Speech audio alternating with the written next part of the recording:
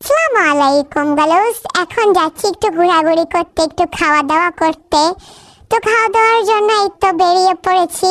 তারপর এখানে দেখছি নাম্বার ছাড়া টুলেট, মানে নাম্বার দিয়েছে আর কি। যাই হোক, এই তো একটু ঢং করছিলাম, হঠাৎ আমার ফোনটা উল্টে গেল কিভাবে জানি গালুস। তারপরে উল্টো আইসক্রিমের উপর পড়ে গেল। কত সুস্বাদু আইসক্রিম, কিন্তু আমার জামাই আমাকে কিনে দিল না, শুধু শীত দেখে গালুস। তারপরে তো চলে যাচ্ছি উল্টো করে।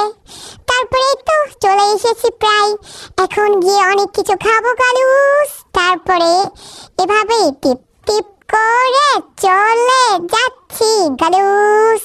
তারপরে এই যে চলে আসলাম চিতাই পিঠা খেতে। আমার নানু খুবই সুন্দর চিতাই পিঠা বানায় গালুস। আমার নানিকে খুবই মিস করছিলাম এই সময় আমি।